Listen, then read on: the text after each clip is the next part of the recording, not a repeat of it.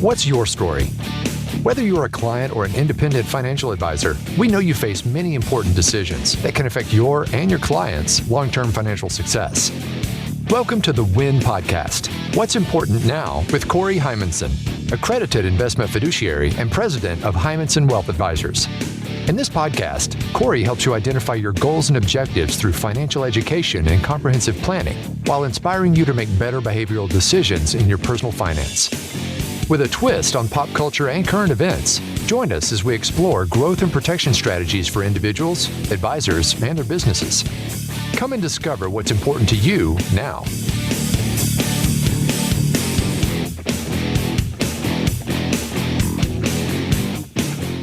Hello and welcome to the WIN Podcast with Corey Heimensen. Corey, what is going on today? Hey, new day, my friend. That's kind of my common answer, I think. But yeah, I'm fired up. It is, and you are fired up, and you're usually fired up when we get together. This is why I come here. You know that, right? 'Cause you get me moving. I'm your motivational speaker. Exactly, my personal motivational speaker with a bunch of people listening in, across the country. There you go. That works for me. So what are we doing today? I mean, you're always bringing me something amazing. Yeah.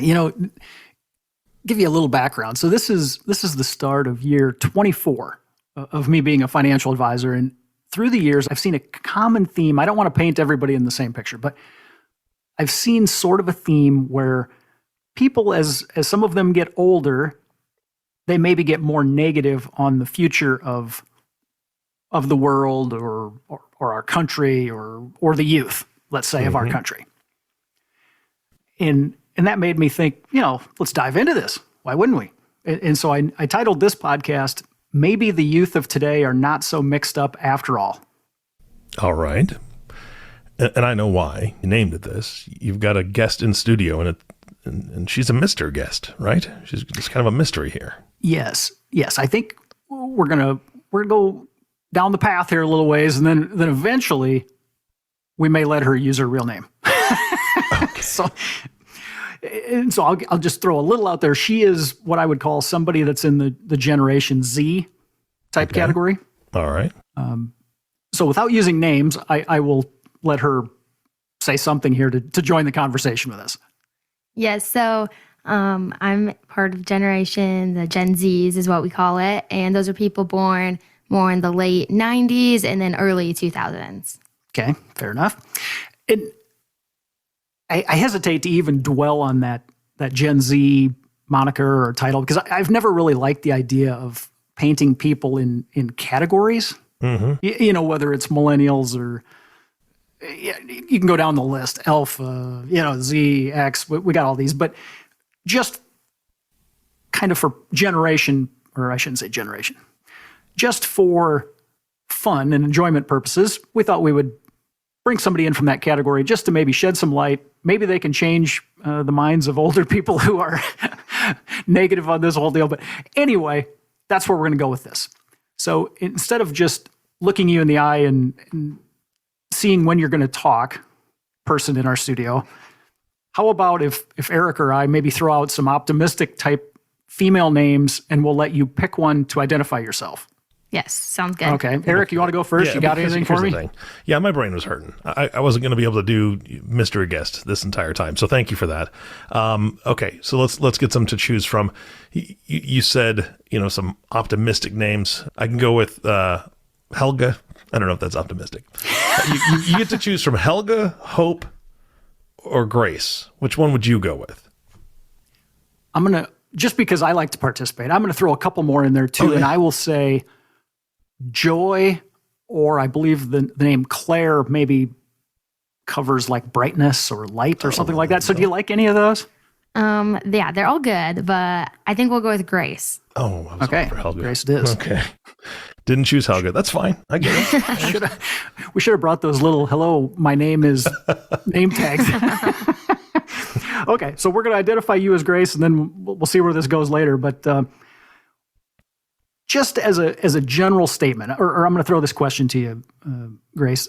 Do you think the youth of today are slackers?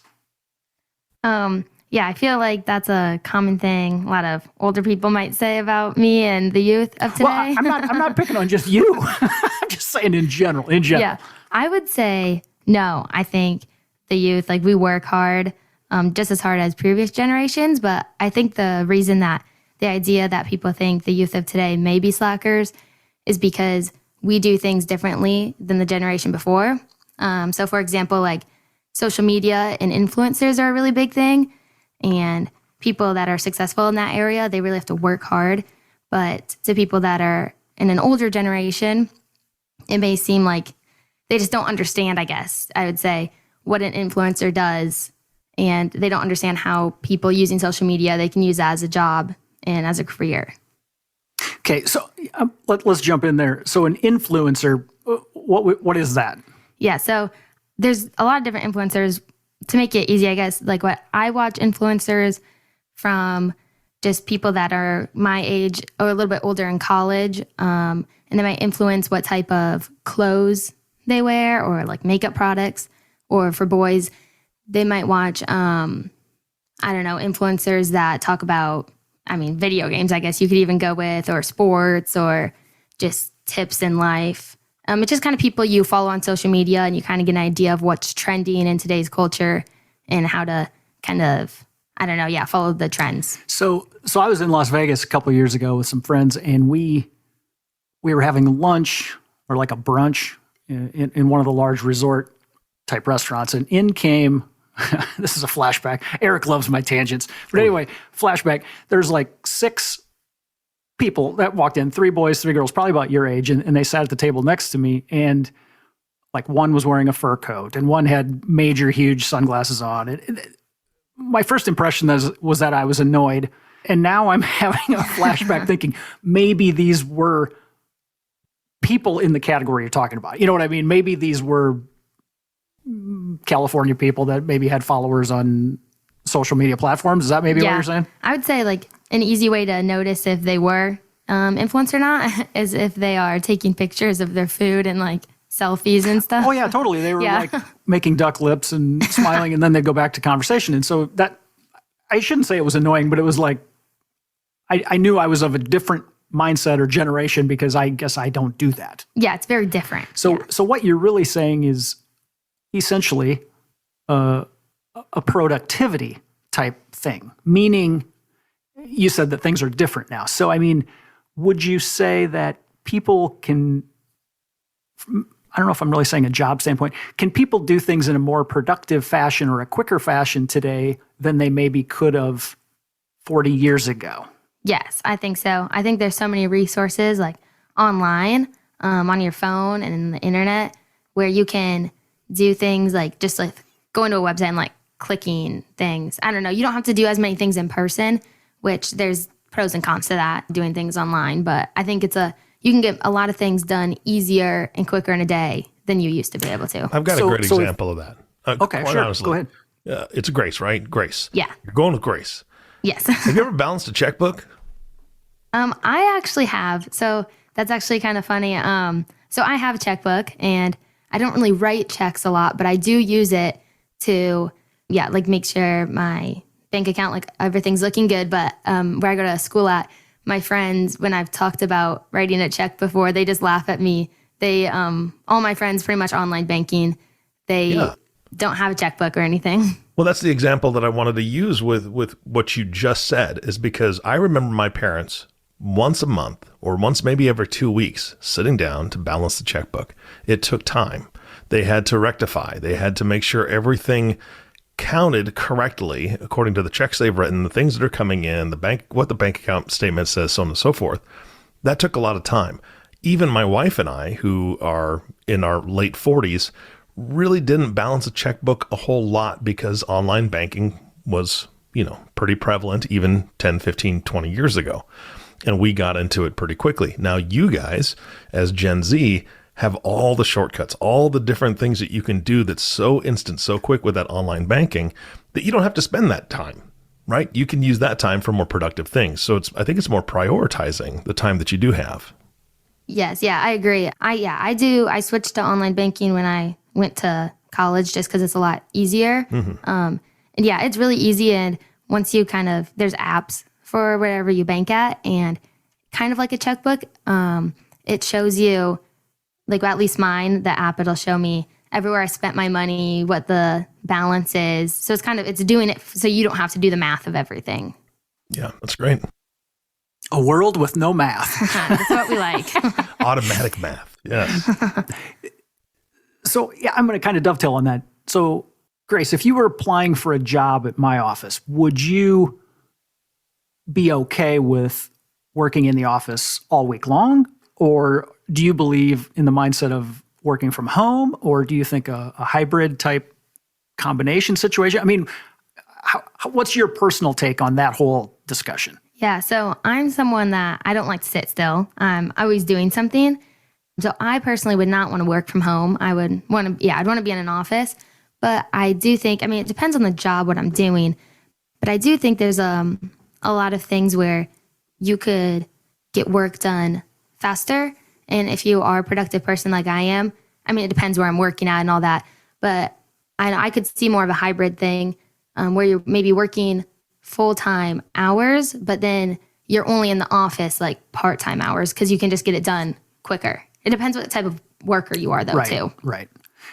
And as an employer, my mind has started to change that I think you have to be open-minded to, if you can hire good people, you don't have to necessarily let the employee demand where they work or how they work. But I think as an employer, you have to be open-minded, to what the future of employment might look like in our country. And so now I'm going to switch gears on you. You said hybrid.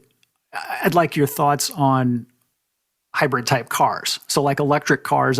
As a younger person, I'm just curious as to your thoughts, because sometimes older generation people sit in front of me, and as they're saying some of these negative things of, youth don't work as hard as they used to when I was a kid, and now they all want to drive electric cars, blah, blah, blah. I'm just curious what your initial thoughts are on good, bad, and different.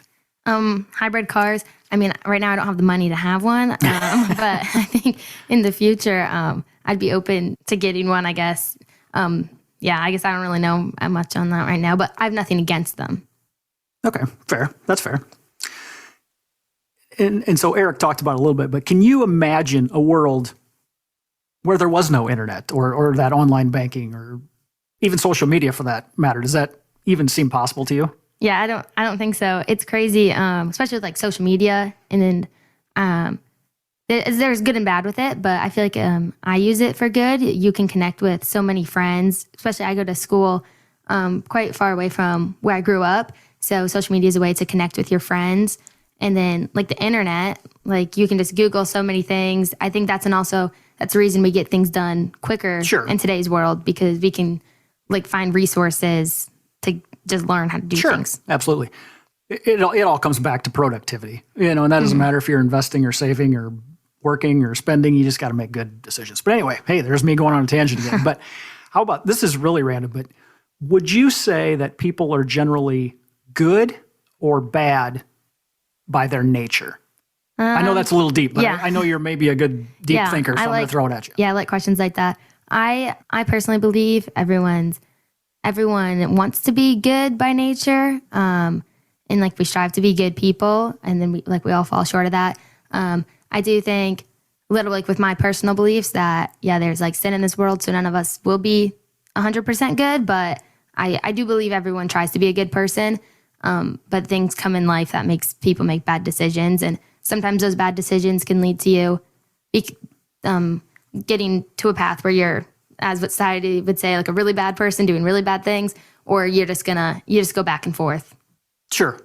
So maybe this is a spoiler alert comment, but is it fair for me to say that the world is not destined to be doomed by the youth of the future?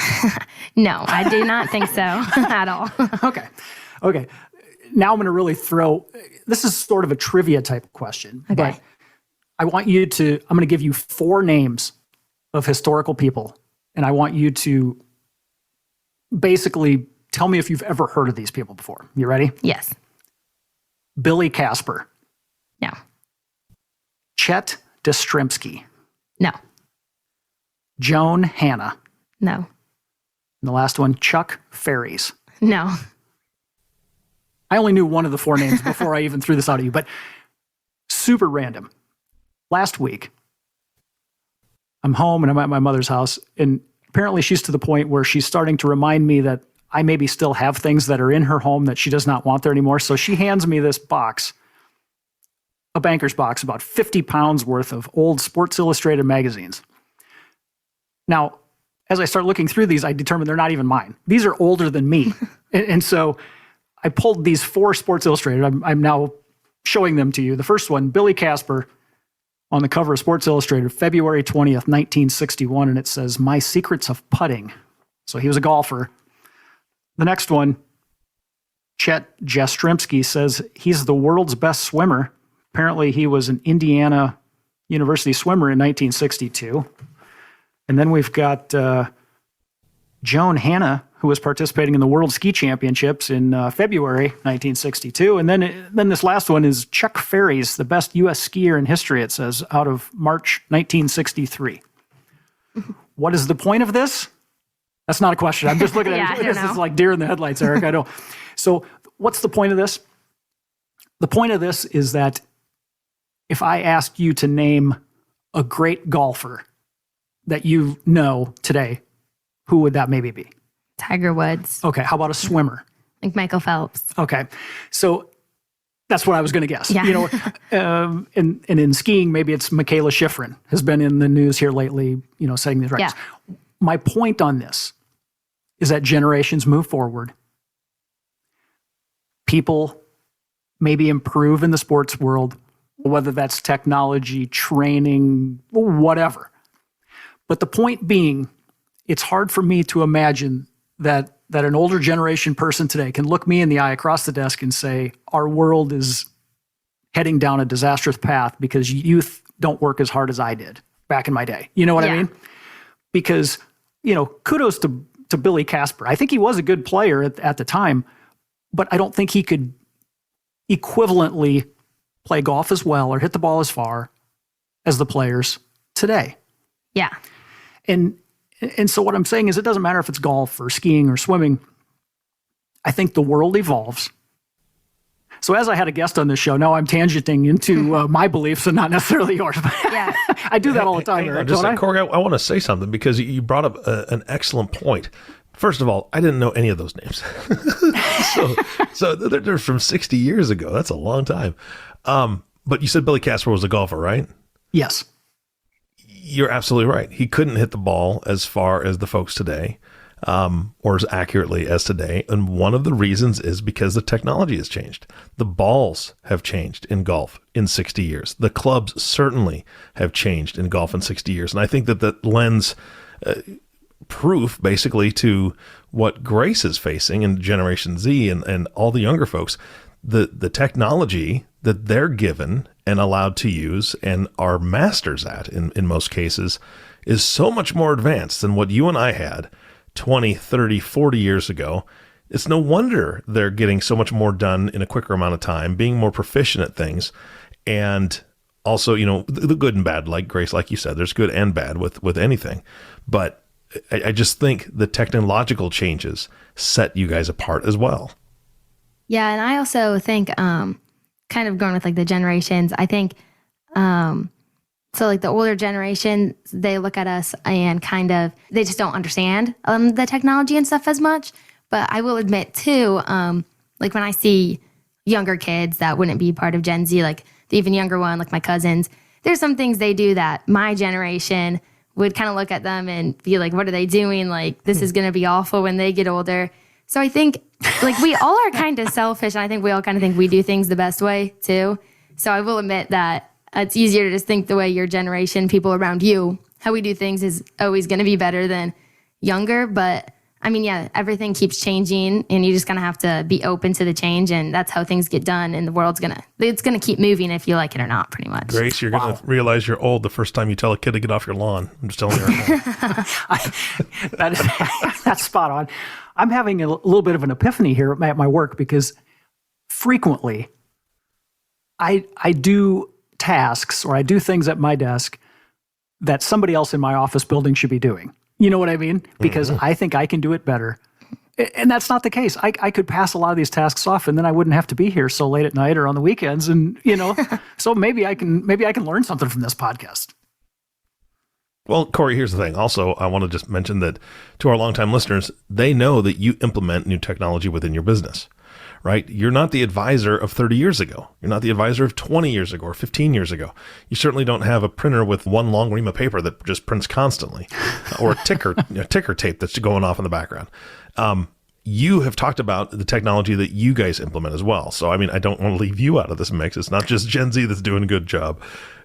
This is what business moving forward looks like, right? I mean, that's just my opinion. Yeah. No, you're spot on. And it's easy for me to throw myself under the bus, essentially. But when I started, the ticker tape of stock prices, traded in increments of an eighth. And then it was a big deal when they went to a 16th of a dollar. And now this morning I placed trades for people and had 4 decimal places beyond the dollar sign. You know what I mean? Yeah. And you do it without thinking because, you adapt. You have to improve yourself. And I don't care what walk of life you're in. Don't be afraid of technology. Don't be afraid to do things faster, better, smarter, no matter what that is. So you're right. That was a really long answer to say, Eric, you're right. Thanks for the pat on the back. I don't hear it from my wife much, so go ahead. That's why we do these sessions. It's like therapy. Oh. And so since I'm in the magazine covers, I like to pull these out sometimes too, but I'm going to throw and this is for Eric and for Grace. I'm just throwing these out. These are some old Time magazine covers and the headlines. I'm just going to rattle these off. First one, grain as a weapon, who wins and who loses. And the next one, poisoning of America, the toxic chemical wastes. The next one, the robot revolution. And then the last one, no free lunch, the cost of entitlements. I read these things and it's like, these could be current magazine covers. Yeah. And every one of them is from 1980 and 1981. So it's just a point of now I'm preaching to the older people that I was throwing under the bus earlier, that you can't be pessimistic because the history of our country says that just doesn't pan out. I don't know. So now to our guest, let's throw some rapid fire questions at you. Are you okay here? Yeah, sounds good. Okay. And these kind of are dovetailing on what Eric threw at you earlier, but do you have a credit card? Yes. Do you carry a balance or do you pay it off every month? I pay it off every month. Do you own a car? Yes. Do you know what car insurance is? Yes, I do. And do you have it? Yes, I have car insurance. Are you a registered voter? Yep. Have you ever voted in an election? Yes, I have. More than once? Yeah, I think 2. Yeah, 2 Okay. now. Now I'll throw a deep one at you. Do you feel that you've made a change in anyone's life up to this point in time? I know you're a young person, but I mean, just in general, let me reframe that a little. I'm curious if you've made a change or you feel like you have, or have, even to this young part of your life, have you made the world a better place than it was however old you are, 20 years ago?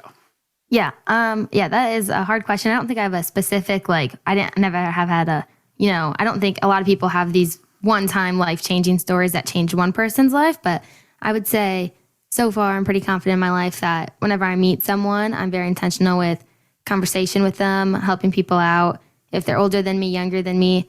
And I feel like just little aspects of that in my everyday life that I have this light in me that I just shine to others, not to be all about me, but I just feel like I have made a change in people's life in just simple ways, nothing dramatic, but just kind of an everyday. I try to look to make people happy, I guess. Yeah. And I'm going to throw this out. The reason that I invited you in, well, I mean, you fall into the Gen Z category. Yeah. That was number one. Number two was because you smile.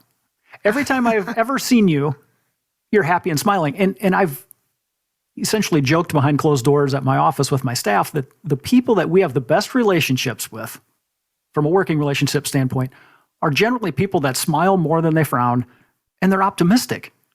Yes. And I don't know if that's because that's how I think, or if that's just what I like, or they just tend to be fun people to be around. Yeah. I mean, I definitely think if you're smiling throughout your day, your life's better. No, don't get me wrong. There are times where I'm definitely sad and stuff, but that reminds me of this one person once told me, this intelligent guy, he told me that every day he tries to look in the mirror and start the day off by giving himself a high five in the bathroom mirror. And it just makes your day better. God, I'm so going to do that tomorrow, and I'm going to have to think of this. What do you think, Eric? We onto something there? Well, what I think we're onto is the fact that Grace, you're an influencer, right? Thank you. You are. You don't have to be on YouTube. You don't have to be on TikTok. You don't have to be on all that. When you're walking into a building, no matter what that building is, and you smile and somebody catches that and just gets that little bit of hope or happiness or a little bit of joy from that, that's the influence that you've had, right? And I think that we miss that so much in I'm so guilty of this, in drudgery, right? Where you're just like, this is, COVID. We have this, we got Christmas coming up. Geez, I got to do all the shopping. It's cold outside. This sucks, blah, blah, blah, blah, blah. And we can get that way. But being a real influencer, and that, to me, that answers Corey's question. He says, have you had an impact on another person? You answered it beautifully. And that's because you're an influencer, even if it's just a small portion every day. I think that's fantastic. Yeah. And that's super interesting that you'd say that, because Eric, I saw it in your face when Grace walked in here. She smiled at us, introduced herself, and you smiled, and then I smiled, and I didn't even know we were going to circle back to that. It was almost kumbaya, but we didn't go that far. That'll be my new go-to question when I try and get somebody to book to come on here and be a guest. I'll be like, well, we will do this and that. We'll have a little outline for the show, but then we'll sing kumbaya and go about our day. We'll high five each other and smile and all that. High five, mirror fives. That's awesome. Go. So we're getting near the end of this. I think we need to break this thing open. And so, person that we're identifying as Grace, would you like to tell us your true identity? Yes, I will. So my name is actually Grace. So lucky guess for you guys. But that is weird. My name is Grace Heimensen. So actually, Corey here is my father, but I am happy to say that I did not get asked to be on this because of being his daughter. It's just because I'm a very good person to talk to. Damn, I thought you looked familiar. I saw some similarities, but I wasn't going to point them out. I'm just going to say that out loud. No. It's all fun. We like to bring some twists and turns to these things, So I'm sure a few people of our listeners, maybe knew it right off the bat. But we play to a broad audience, I should say. And, maybe they're a loud crowd, too. They're a bit rowdy. I think your listeners are a little rowdy. That's good. Yeah, got to have a little edge to you. I mean, there's a lot of podcasts out there that are kind of like watching nightly business reports or, too dry. We're not here to be dry, Yeah. Okay, so now that we know your true identity, why don't you give us a little background? I mean, what do you do today? What do you do for fun? Yeah, so I'm 20 and I'm a sophomore, and I go to school at the University of North Carolina, Wilmington. So I did move quite a long ways from home, but I would say it actually is easier with the technology of today. That's a good thing about wrapping it into technology. Right. But I'm on the dance team at school there. I've made a lot of friends. I'm involved. 10 minutes from the beach. It's kind of... Oh, that must be difficult. Yeah, it's kind of what my life is like. I'm a social work major. I want to help people in the future. Yeah, so that's about me. So you're not going to just move into a hut or live in a van and just go beach to beach the rest of your life? No, but that's not a bad idea. I feel like the older generations might not like that, but that does sound pretty fun. See the world. There you go. I have one question. This is one we like to ask a lot of the guests, but who is the most famous person you've ever met? Not me. Or at least maybe a famous or influential person you maybe, saw as a speaker or ran across in a random place. Okay. I'd say the most famous person that I've seen would be just this past week. I went to a Christian conference and I saw Sadie Robertson. She was speaking. She's a big influencer that I follow. So that was really cool. I got to listen to her speak. Was she on Duck Dynasty? Yes, a little bit. Her dad would have been on it more, but I never watched Duck Dynasty really, but I know her family is part of that. maybe that just dated me, Eric, you suppose? Just a wee bit, but I like that show too, so no harm, no foul. I knew it sounded familiar. Foul thing? Sorry. Oh, jeez. Yeah, that was a little slow. A little slow at the draw there. Oh, man. So she was she gave a good speech or Yeah. Yeah, I was at this conference for actually my generation. It was kids 18 or people 18 to 25 years old. And she spoke it was a Christian message, but it was aimed right at our generation, which was very helpful, listening to someone just speak directly to people your age and just how to kind of live your life. And yeah, Sure. It was good. Yeah, cool. All right. That's the end of my questions. Eric, you got anything for her? No, well, here's the thing. I would like to know, and the reason I say this is because I want the listening audience to understand that influencers are of every age. And I specifically say that because my wife has been following what we'll just call her an influencer, and she's probably 70, but she cooks all the time. And so my wife loves to watch her, and she actually followed her caramel corn recipe for Christmas. We gave a bunch of it out. So I would like to know who's the oldest influencer in your list of influencers that you watch or listen to or tune into. Oh yeah. Okay. That's kind of a tough one. I would say honestly, the oldest influencer that I'm most I guess I'd say involved with, but I follow their stuff would be someone that's I think she's 29. So it's only 9 years older than me, to be completely honest. It's almost a decade. Yeah. But there are, I know there are a lot of people that, cook. And I mean, even my dad here having a podcast, that a lot of podcasts I listen to are people my age, 20 to 30. But I think it is cool. There are those certain people that are in the older generation that will adapt to having a podcast or posting on social media. And that's the way you're going to get business, or you're just going to get more connections to people that are younger. And if you're older and you're not doing that to get the younger generation, then it's sad. But by the time you're done, by the time you're so old, you're just going to have no one left around. So kind of harsh, but you need to be connecting with the younger generations. Yeah, put a nice bow on that thing. Yeah. Ended that well. And it's funny you'd say that, Eric, because last week, I'm going to throw out Nick Murray, was a financial advisor for a lot of years, and then I think he essentially retired, and now he writes books, and a lot of his content is geared toward financial professionals, and I read a lot of his stuff, as he gets older, he's always a real cheerleader for investing and doing the right thing, but he does kind of have a cranky edge to him. Mm-hmm. But it's funny because it was about a week ago, a new client came in and they brought in a massive bag full of all their financial documents from decades. And as I'm sorting through this with him, there was an article in there that he had written, a Nick Murray article from 45 years ago. Oh, wow. And I laughed, and I asked if I could make a copy of it, and they let me because they didn't even know why they had it. They found it somewhere, or an advisor gave it to them. But point being, the stuff he talked about in that article 40 or 50 years ago is the same way he pitches stories and ideas today. And so when you said influencer or who's the oldest influencer, I guess anybody can influence others. Mm-hmm. But that one almost hit me here's a guy who's been preaching the same thing for 40 or 50 years, and the underlying message can stay the same. Golf can stay the same for 50 years, but as Eric said, technology, improvements, all that stuff just puts a nice shiny bow on everything and makes it better. Yeah.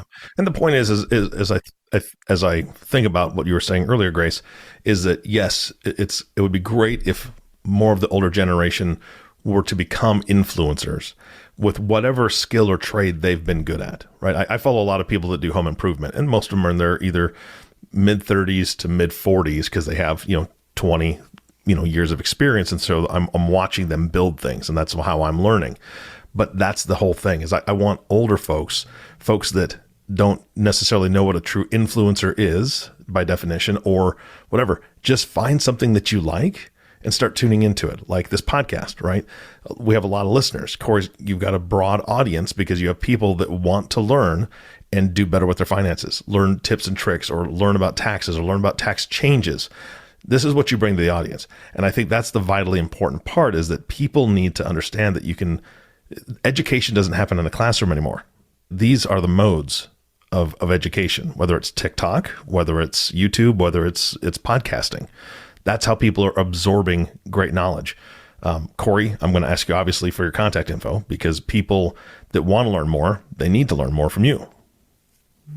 Absolutely. And I'm going to break out the technology here for you, Eric. We haven't done this one before, but people can actually either call the following number or they can send a secure business text to me at the same number. Boom. Well, there Feel you your go. head exploding.